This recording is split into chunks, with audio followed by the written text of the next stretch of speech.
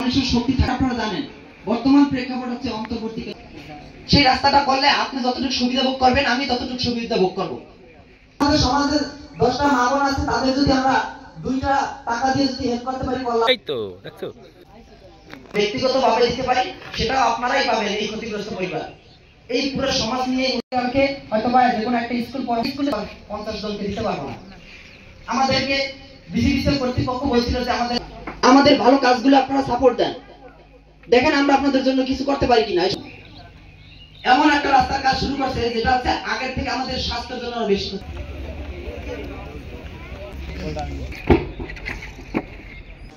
রাস্তার জন্য আজকে আমরা বলছি যে মধুপাড়া রাস্তাটা করতে হবে, কারণ হচ্ছে সেই রাস্তা আমি না গেলেও আমার বাপ চাচা বা তাপবিদ্যুতের যে ক্ষতিগ্রস্ত পরিবার আছে, এদের মাঝখানে রাতে রাতে গিয়ে অনেকের সাথে কথা হয়েছে। এখানে যারা উপস্থিত আছেন অনেকের সাথে আমার রাতে কথা হয়েছে, মানে তাদের বাসায় গেছে আমাদের প্রতিনিধি নিয়ে। দেখেন তাদের কাছ থেকে এমন এমন কিছু জিনিস পাইছি, এমন এমন কিছু দুঃখ আমরা শুনতে পারছি তাদের কাছে, তারা আমাদের সাথে শেয়ার করছে, যেটা দেখার মতো একজন প্রতিনিধি আগে পর্যন্ত এই ধানকানি তৈরি হয় না। দেখেন গতকালকে মধুপাড়া এক বাসায় গেছি, সেই বাসার লাইটটা পর্যন্ত ঠিকঠাক মতো ধরে না।